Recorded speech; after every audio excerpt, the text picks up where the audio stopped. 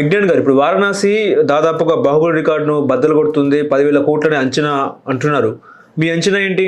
ఏ cinema అయినా నీ ticket రేటుని బట్టి, నువ్వు రిలీజ్ చేసుకునే థియేటర్స్ బట్టి, రిలీజ్ చేసే సెంటర్స్ని బట్టి, ఆడించుకునే ఆటల్ని బట్టి కలెక్షన్ ఉంటుంది.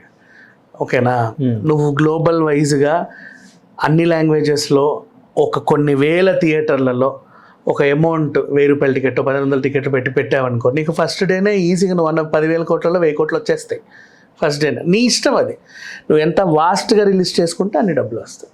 ప్రతి సినిమాకి, ఈ సినిమాకనే కాదు, 200 భాషలో రిలీజ్ చేస్తారనే వార్తలు రిలీజ్ చేస్తారు. మనకి ఈయన చూపించిన దారి అంటే అందరికీ తెలియదు, ఇప్పుడన్నా నేర్చుకుంటున్నారు.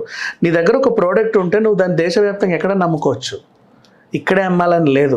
నువ్వు ఒక సినిమా తీసావు, జస్ట్ భాష మార్చి నువ్వు చైనాలో అమ్ము, జపాన్లో అమ్ము, పోర్చుగీస్లో అమ్ము, ఫ్రెంచ్లో అమ్ము, నేను ఎవడొద్దన్నాడు, మన ఇష్టం. సౌదీ అరేబియాలో అమ్ము, ఉర్దూలో, అరబిక్లో అమ్ము, యూ కెన్.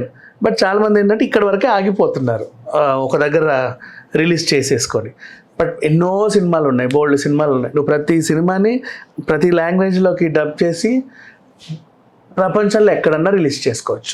ఆఫ్రికన్ లాంగ్వేజెస్లో, అమెజాన్ అడవుల్లో కూడా రిలీజ్ చేసుకోవచ్చు. చూసేవాళ్ళు అలా.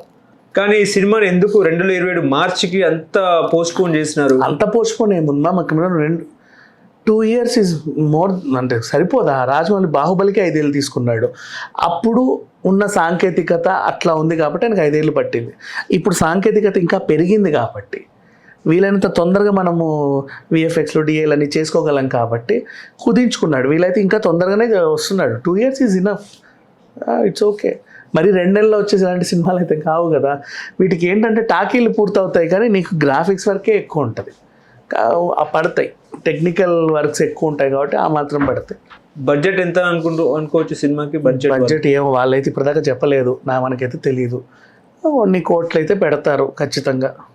నిన్న రిలీజ్ అయిన ఆ ఈవెంట్కే అంత పెట్టినప్పుడు సినిమాకి ఇంకెంత పెట్టవచ్చు. ఓకే.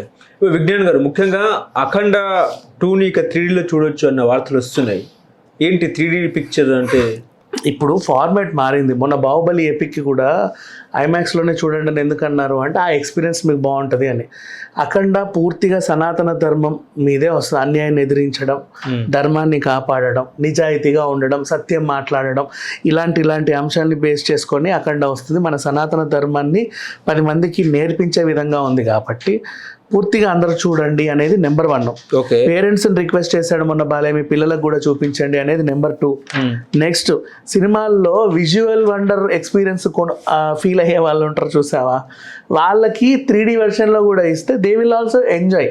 అంటే ఇది అదే సినిమా ఇంకేదో సినిమా అని రాకుండా ఒక విజువల్ వండర్ చూడడానికి వచ్చే వాళ్ళకి ఇది ఒక ట్రీట్. అట్లా అన్ని ఫార్మాట్స్ రిలీజ్ చేస్తున్నారు. అండ్ అఖండ 1 రిలీజ్ అయినప్పుడు అది కరోనా సెకండ్ వేవ్ కాబట్టి పాన్ ఇండియా లెవెల్లో కుదరలా. ఇప్పుడు ఇది పాన్ ఇండియా లెవెల్లో రిలీజ్ అవుతూ ఉంది. సో దే హ్యావ్ స్కోప్ కాబట్టి వేసుకున్నారు. చూడొచ్చు, తప్పే ఉంది. బాలయ్యని 3D కాదు, ADలో అయినా చూడొచ్చు. అక్కడ ఎప్పుడు రిలీజ్ అవుతుందో ఆ సినిమా? డిసెంబర్లోనే అవ్వాలి. డిసెంబర్ దాటితే ఇంకా లేదు, ఎందుకంటే వరుస పెట్టి ఉన్నాయి కదా. సంక్రాంతికి వచ్చే ఛాన్స్ అయితే లేదు. సంక్రాంతికి స్పేస్ లేదు ఫస్ట్ ఆఫ్ ఆల్ అకామిడేట్ చేయడానికి. డిసెంబర్లో వీళ్ళు అనుకున్న టైంకే హ్యాపీగా వస్తారు. 100% రిలీజ్ అవుతుంది. ఇప్పటికే ప్రమోషన్స్ మొదలు పెట్టారు కదా, ఆ పాటో ఆటో ఏదో. ఎందుకు ముంబైలోనే ప్రమోషన్స్? ఇందాక ముంబై అంటే పాన్ ఇండియా లెవెల్. ఇప్పుడు మీకు తెలుసా, ఫస్ట్ మగధీర కూడా ఫస్ట్ ముంబైలోనే చేశారు ఫంక్షన్. అంటే హిందీ వాళ్ళకు కూడా పరిచయం చేయాలి కదా మన సినిమాని. ఇక్కడంటే అందరికి తెలుసు, ఆల్రెడీ ఒక పార్ట్ వచ్చింది కాబట్టి ఇది 2వ దఫా అందరికీ తెలుసు. ఇప్పుడు హిందీలో ప్రమోట్ చేయడం వల్ల వీళ్ళందరూ ఇదేదో వస్తుంది ఏంటిది ఇది అని చెప్పి ఫస్ట్ పార్ట్ 1 చూస్తారు. మనకు వార్ 2 వచ్చినప్పుడు అందరూ అసలు ఇది ఏంటి అని, ఎన్టీఆర్ ఉన్నాడు, వార్ 2 వస్తుంది, వార్ 1 చూస్తారు కదా నార్మల్గా. ఇప్పుడు కాంతారా ది లెజెండ్ బాగా హిట్ అయింది, చాలామంది మళ్ళీ కాంతారాకి షిఫ్ట్ అవుతారు కదా. పార్ట్ 1 చూస్తే ఆ ఫీల్ వేరే ఉంటుంది, దాన్ని కంటిన్యూ చేసుకోవచ్చు. కాబట్టి ఇప్పుడు అక్కడ అక్కడ హిందీలో చేయడం వల్ల నార్త్లో పార్ట్ 1 రిలీజ్ అవ్వలేదు కాబట్టి హిందీ వెర్షన్లో కూడా అవైలబుల్లో ఉంది కాబట్టి వాళ్ళందరూ ఓటీటీలోనో ఏదో వాళ్ళకి నచ్చిన ప్లాట్ఫామ్లో పార్ట్ 1 చూసేస్తారు ఈ లోపు. ఇప్పుడు 2 రిలీజ్ చేయడం వల్ల ఈజీ అవుతుంది, వాళ్ళకి అర్థమవుతుంది, భయపడరు. అంటే పాన్ ఇండియా మూవీ లెవెల్లో ఈ సినిమాను ప్రమోట్ చేసుకుంటారు. ఎస్ అంటే పాన్ ఇండియా లెవెల్లో ప్రమోషన్. ఇప్పుడు పుష్ప పార్ట్ 2 కూడా అన్ని ప్రదేశాలు తిరిగి ఎందుకు చెప్పారు అంటే పార్ట్ 1 అందరూ చూశారు అని తిరగడం వల్ల ఏంటిది అని. ఆ పార్ట్ 1 చూడడం వల్ల 2 ఇంకా నెక్స్ట్ హైప్ వచ్చి ఎక్కువ వచ్చింది. కేజీఎఫ్ అయినా అంతే, పార్ట్ 1 తర్వాత 2కి పెద్ద రెస్పాన్స్. బాహుబలి అంత పార్ట్ 1 తర్వాత 2కి పెద్ద రెస్పాన్స్. సో ఇది కూడా అంతే. పార్ట్ 2కి ఇంకా పెద్ద రెస్పాన్స్ రావాలంటే అవన్నీ తిరగాలి, అందరికి చెప్పాలి, చూపించాలి, తప్పదు. అఖండ 2 3Dలో చూస్తే త్రిశూలం ఇక్కడ దాకా వస్తుందా? మన మీదకి వచ్చినట్టు కూడా అనిపించవచ్చు, ఈసిరితే తప్పే ఉంది. అదొక ఎక్స్పీరియన్స్. మొహం మీదకి తూటాలు రాగలేంది, హెవీ హెవీ హెవీ ట్రక్కుల మీద పడంగలేంది, పెద్ద పెద్ద మహా సినిమాలలో బాలయ్య త్రిశూలం ఏమన్నా అడ్డొచ్చిందా? ఒకటే కదా ఇసిరించుకోండి, ఏమైంది, తప్పేముంది. ఇందులో బాలయ్య ఎట్లా కనిపిస్తాడో ఈ అఖండలో? 2 వేరియేషన్స్ ఆల్రెడీ మీకు 2 వేరియేషన్స్లో కూడా ఆయన కనిపించాడు. ఆ 2 వేరియేషన్స్ ఉంటాయి. సాధువులా కనిపిస్తాడేమో. సాధువులా నీకు ఆఫ్టర్ ఇంటర్వెల్ తర్వాత వస్తుంది. ఫస్ట్ పార్ట్ అంతా ఆయన మీద ఉంటుంది. అండ్ ఈ అఖండ తాండవం ఇదంతా కూడా నెక్స్ట్ సెకండ్ పార్ట్లోనే ఉంటుందని నాకు అనిపిస్తుంది. అది వచ్చేంత వరకు నాకు తెలియదు. ఇది కూడా వారణాసిలో షూట్ జరుపుకుంటున్నదేమో బహుశా. జరుపుతారు బాగా. కాశీ వారణాసికి వెళ్ళని సినిమా ఏముంటుంది చెప్పు. ఇప్పుడు కొంచెం ఆధ్యాత్మికత రావాలి అంటే ఖచ్చితంగా అక్కడికి వెళ్తారు. ఇందిరా సినిమా దగ్గర నుంచి పోతున్నాం మనం, ఇంకంతమంది నుంచి కూడా వెళ్ళుంటారు చాలామంది, మనకు తెలియదు. సో వెళ్తారు, ఆ ఫీల్ రావాలి. పైగా దీనికి కుంభమేళ,